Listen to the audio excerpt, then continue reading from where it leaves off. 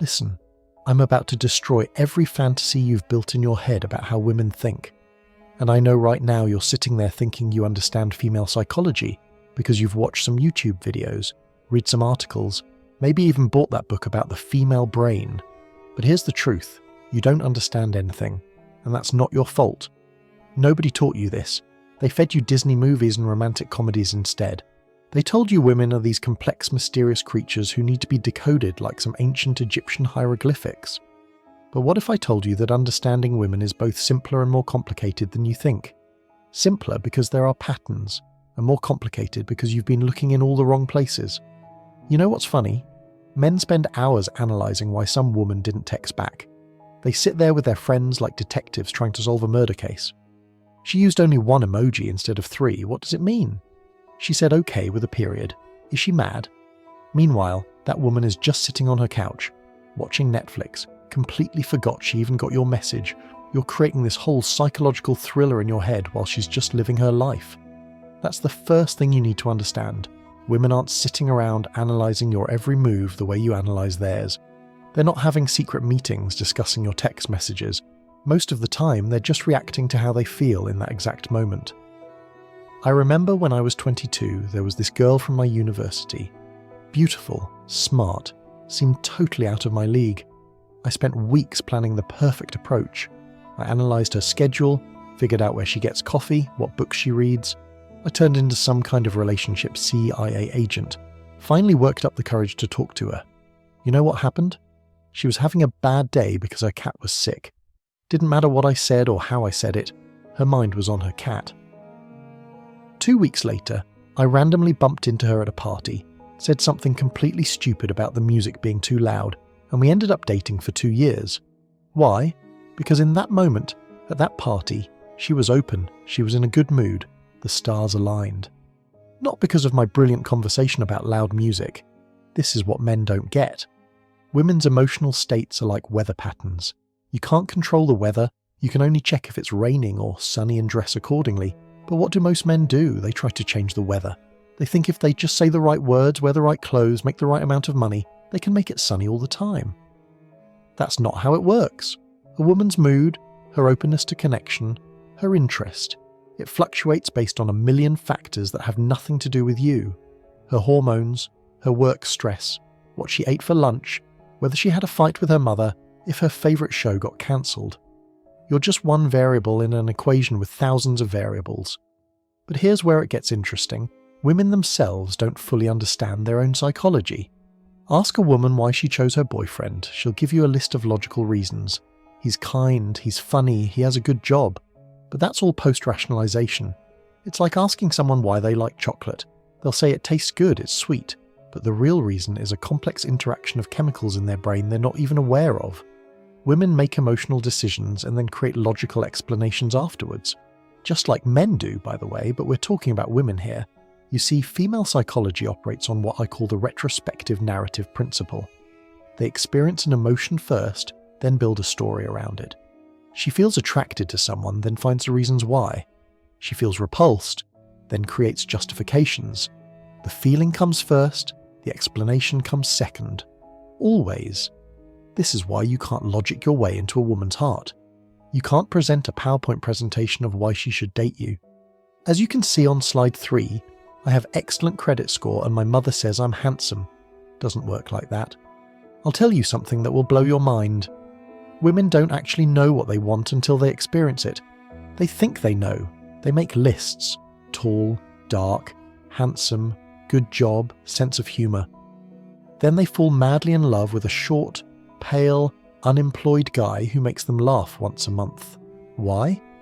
Because what women say they want and what triggers actual attraction are two completely different things. It's like asking someone what food they want when they're not hungry. They'll list healthy things, salads, grilled chicken. But when they're actually starving, they'll eat gas station sushi if that's what's available. The biggest mistake men make is taking women's stated preferences seriously. A woman says she wants a nice guy who brings flowers and opens doors. So what do? You become the nicest guy on the planet. You open every door like you're a professional doorman. You buy so many flowers the local florist knows your credit card number by heart. And then she dates the guy who forgot her birthday and shows up late to everything. and you're standing there with your flowers thinking, "But you said..." "Yeah," she said. But saying and feeling are different languages. Here's a truth that's going to sting. Women are attracted to men who don't need them.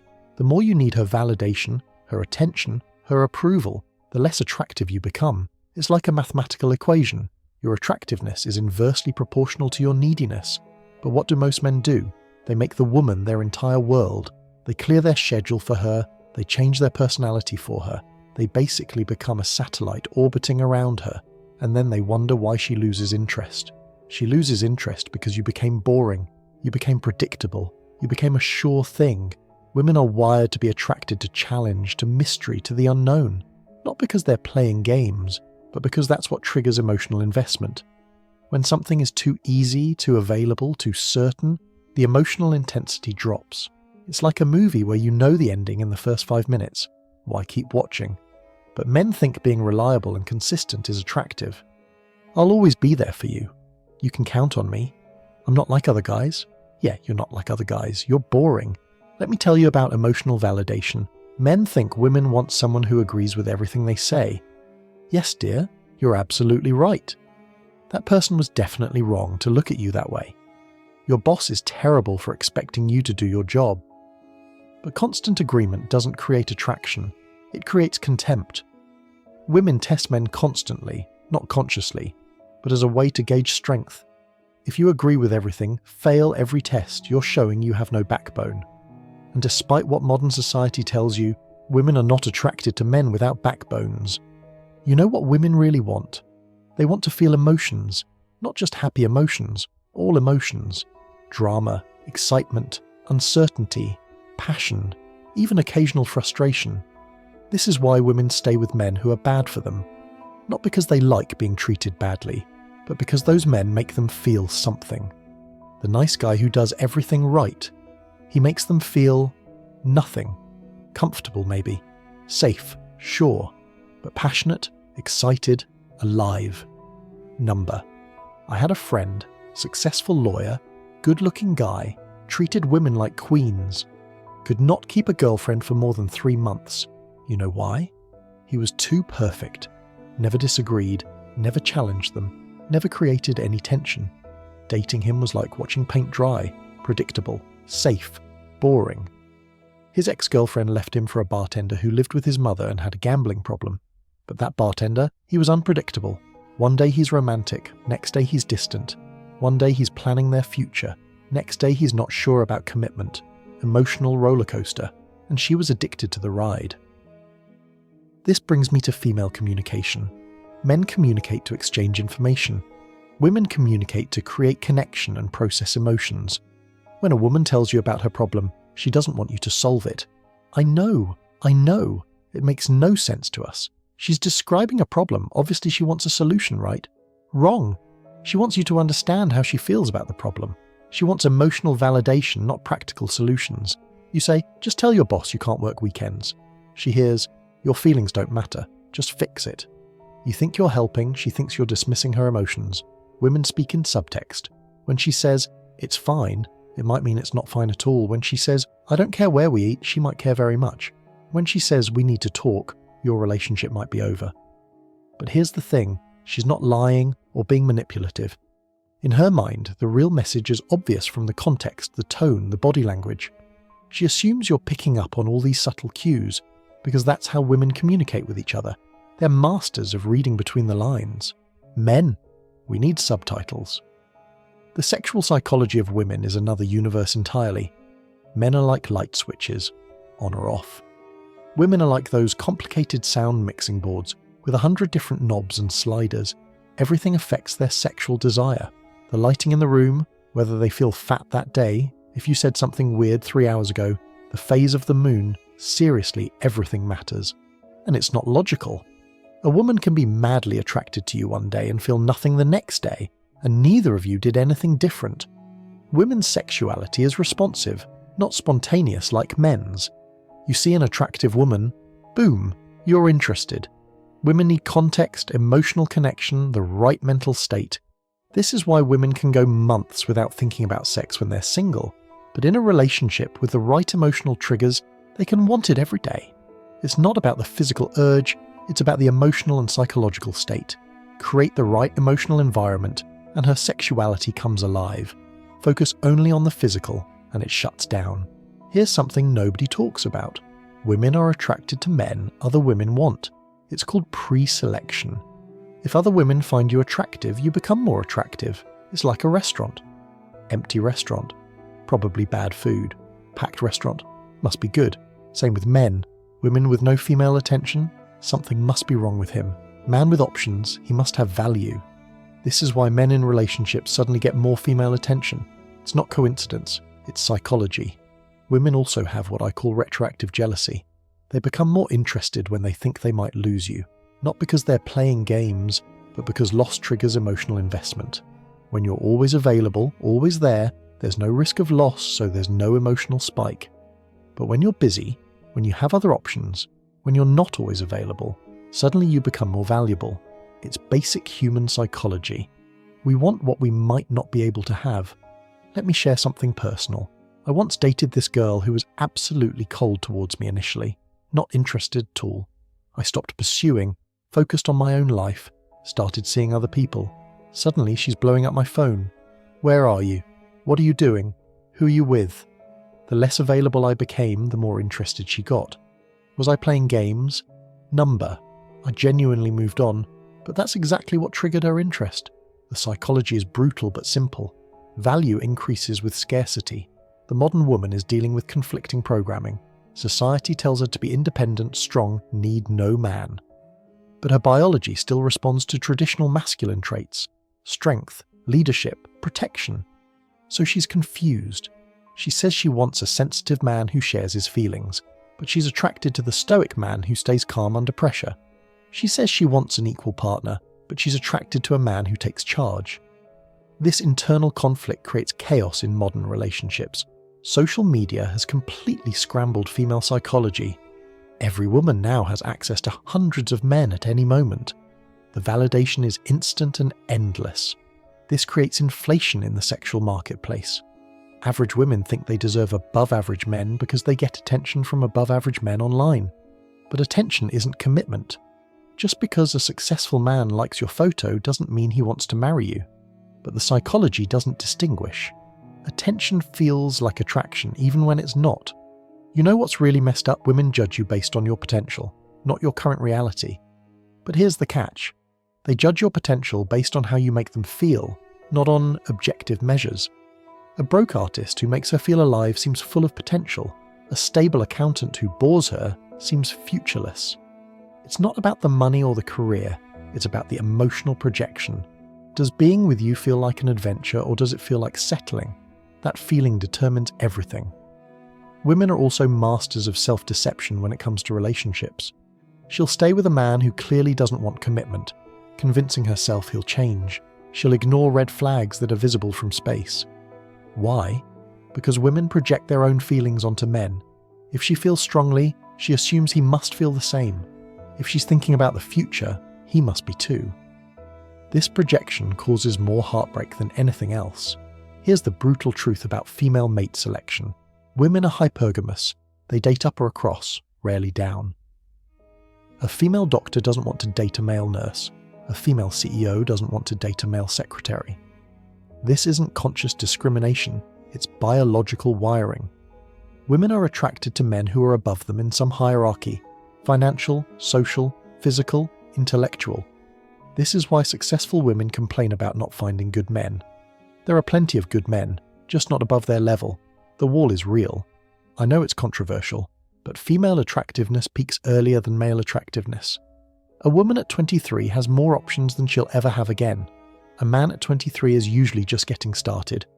By 35, if he's built something, he has more options than ever. She has fewer. This creates a timing mismatch. When women have the most power in the sexual marketplace, they often waste it waiting for the perfect man. When they're ready to settle down, their power has diminished. It's cruel, but it's reality. Women also operate on what I call emotional memory. They don't remember what you said. They remember how you made them feel.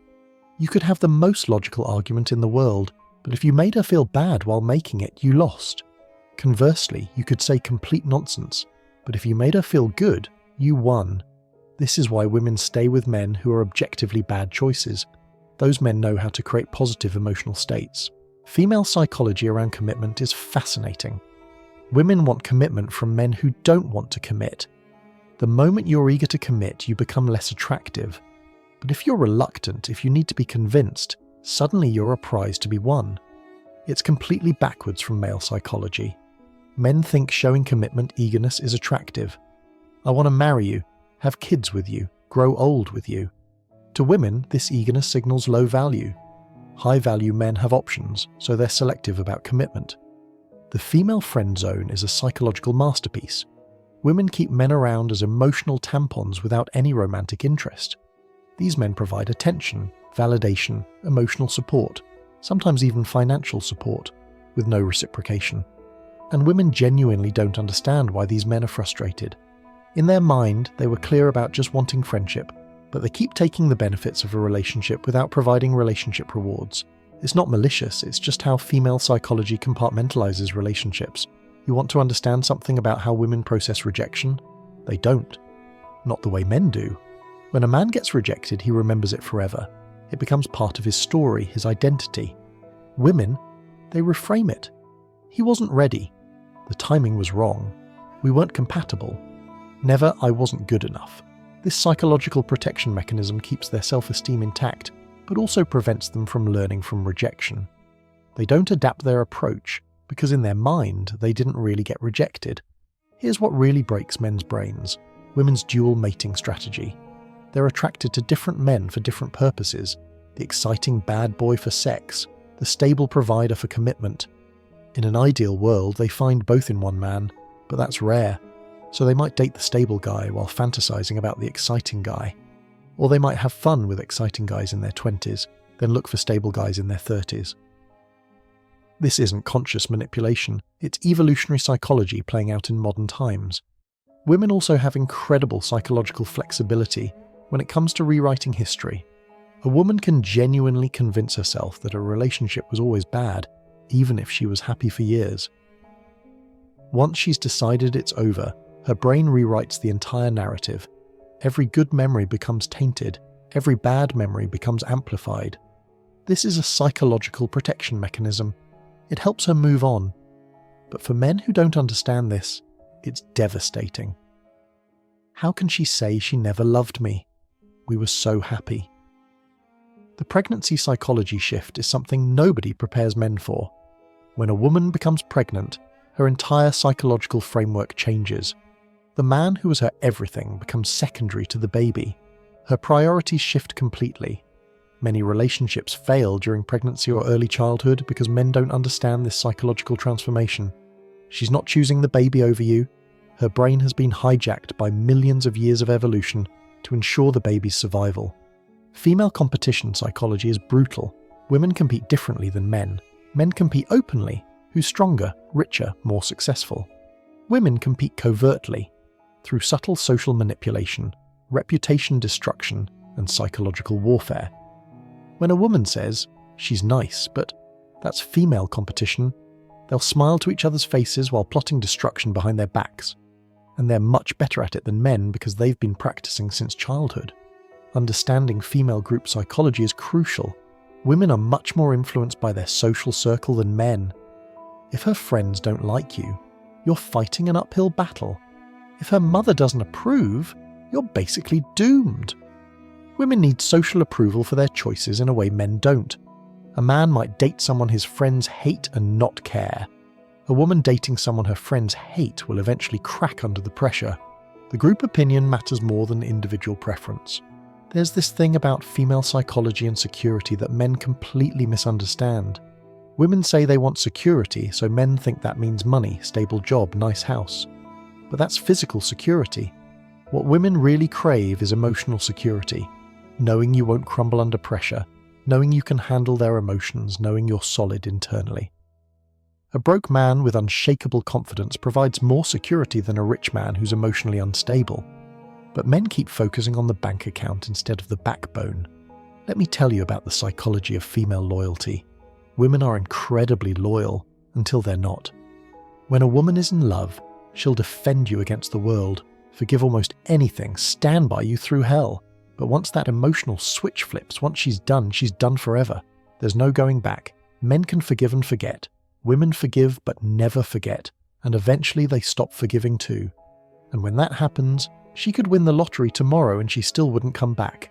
You want to know the ultimate secret about female psychology? Women want to surrender, but only to someone strong enough to handle them. They test and challenge and push boundaries because they want to find someone who won't break. Someone who can handle their emotions without being overwhelmed. Someone who can lead without being domineering. Someone who can be strong without being harsh. Most men fail because they either break under the pressure or they overcompensate and become tyrannical. The modern dating market has created a psychological phenomenon I call choice paralysis. Women have so many options they can't choose. They're always wondering if someone better is just a swipe away. This creates perpetual dissatisfaction. They could be with a great guy, but there might be a greater guy on the next dating app. This abundance of choice has paradoxically made women less happy in relationships, not more. Too many options creates anxiety, not satisfaction. Female psychology around age is fascinating to observe. At 20, she thinks she has forever. At 25, she's still not worried. At 28, there's a slight panic. At 30, full existential crisis. At 32, desperation sets in. At 35, acceptance or delusion. The same woman who rejected good men at 25 is now lowering her standards at 35. Not because she's become wiser, but because her options have decreased. The psychology of scarcity kicks in hard. Here's what I want you to understand. Female psychology isn't mysterious or impossible to understand. It's just different from male psychology. Stop projecting your psychological framework onto women. Stop expecting them to think like you, react like you, or want what you want. They're operating on different software. Once you accept this, everything becomes clearer. You stop taking things personally. You stop getting frustrated by behavior that doesn't make logical sense. You stop trying to force square pegs into round holes. The biggest revelation is this: you can't make a woman want you through logical persuasion, material provision, or behavioral modification. Attraction isn't a choice. It's a biological and psychological response to certain stimuli. You can't negotiate desire, you can't buy it, argue it into existence, or earn it through good behavior. It either exists or it doesn't. And whether it exists depends more on psychological triggers than on objective value. Understanding these triggers, understanding female psychology, that's the key to everything. But most men will never take the time to truly understand. They'll keep doing what doesn't work, keep getting frustrated, keep blaming women for being complicated, when really they're just different. And that difference, that's what makes the whole game interesting. Once you understand the game, you can decide if you want to play it, how you want to play it, or if you want to walk away entirely. But at least now you understand the rules. Thank you all very much for watching.